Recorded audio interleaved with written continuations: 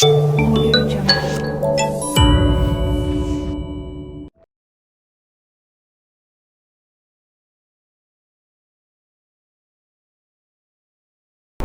Assalamualaikum warahmatullahi wabarakatuh. Selamat pagi, selamat berjumpa bersama saya Tin Yulianti, dan kita akan membahas materi pengembangan diri. Pengembangan diri merupakan upaya untuk memproses diri kita memiliki rasa percaya diri, kemudian menerima keadaan diri dengan segala macam kondisinya.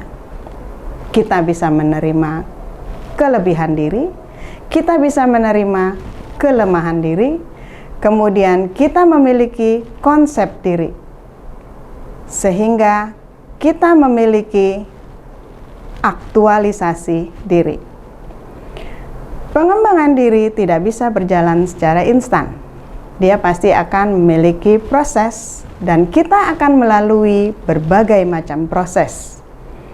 Di dalam proses pengembangan diri, hal pertama yang harus kita pahami adalah bagaimana caranya kita memahami diri sendiri. Kemudian kita akan membangun konsep diri. Selanjutnya, kita akan menentukan sikap dan perilaku kita sehingga kita memiliki rasa percaya diri yang bisa kita ungkapkan, yang kita bisa aktualisasikan, sehingga akhirnya kita memiliki citra diri secara profesional.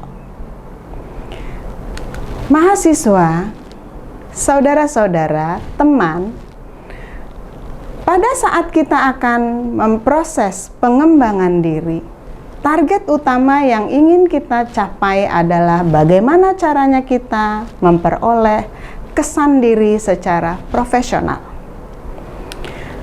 Pada saat kita akan memproses kesan diri kita secara profesional, hal pertama yang harus kita lakukan adalah membentuk kesan diri itu sendiri.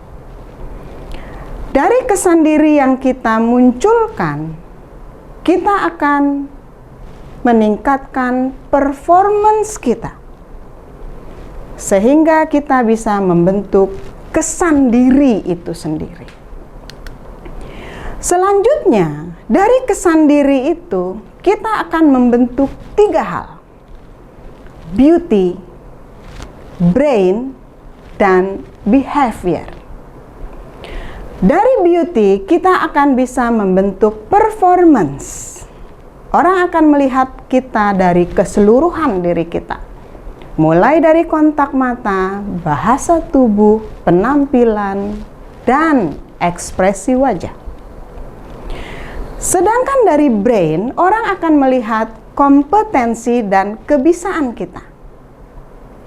Dari behavior, orang akan melihat sikap dan perilaku kita. Selanjutnya, kita akan membentuk pemahaman diri. Pemahaman diri yang harus kita miliki adalah bagaimana kita mempercayai kita memiliki kelebihan diri, kemudian kita juga menyadari bahwa kita memiliki kelemahan diri. Apa perbedaan antara kelemahan diri dan kelebihan diri? Kalau kita yakin dengan kelemahan diri kita, artinya kita menjadi seseorang yang sulit untuk memiliki rasa percaya diri.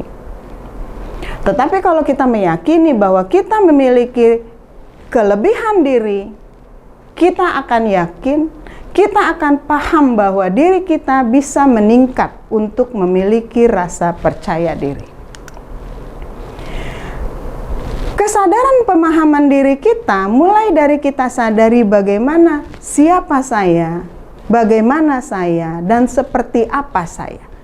Sehingga pada saat kita menyadari kesadaran diri kita, kita menyadari bagaimana kita menerima kondisi kita dan bagaimana kita mengapresiasi diri kita dan beradaptasi dengan lingkungan sosial kita. Selanjutnya kita akan memahami mengenai konsep diri. Pada saat kita berpikir mengenai diri kita dan penilaian kita, menilai diri kita dan dinilai oleh orang lain terhadap kita, kita akan memiliki konsep diri positif dan kita harus menghindari konsep diri negatif. Karena pada saat kita memiliki konsep diri positif, proses pengembangan diri kita akan lebih cepat menuju rasa percaya diri yang maksimal.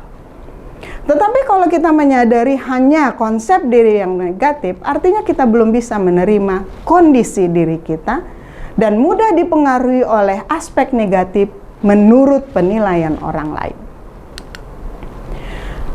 Pada konsep diri yang positif, kita menyadari bahwa kelebihan diri kita wajib kita munculkan meskipun kita menyadari bahwa diri kita memiliki kelemahan. Pada sikap dan perilaku, yang harus kita munculkan adalah kondisi bagaimana kita menerima diri kita. Di dalam proses pengembangan kepribadian, ada 3 hal yang akan berpengaruh di dalam perilaku kita. Submisif, yang artinya kita mempercayai bahwa diri kita selalu tidak, tetapi orang lain yang selalu iya. Kemudian yang kedua adalah agresif. Kita menyadari bahwa kita yang selalu iya, sedangkan orang lain selalu tidak. Dan yang terakhir adalah sikap yang asertif. Bahwa kita akan mengkondisikan diri kita dan orang lain dalam bentuk kondisi yang nyaman. Sehingga interaksi yang berlangsung akan berlangsung secara nyaman, aman, dan menyenangkan. Dan mengenai perilaku itu sendiri, kita harus bisa menerapkan etika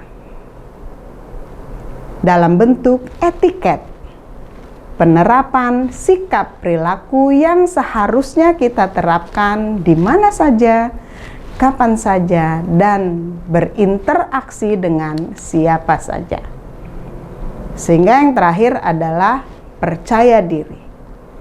Yang harus kita yakinkan dalam diri kita adalah jadilah diri kita sendiri.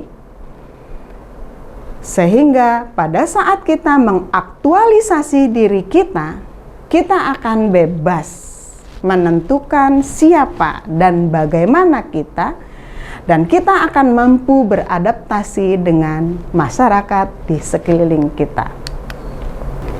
Demikian materi kita hari ini, pengembangan diri. Yang harus menjadi catatan kita adalah kita harus mampu menjadi seseorang yang memiliki wonderful personality melalui beauty, brain, behavior. Selamat pagi. Wassalamualaikum warahmatullahi wabarakatuh.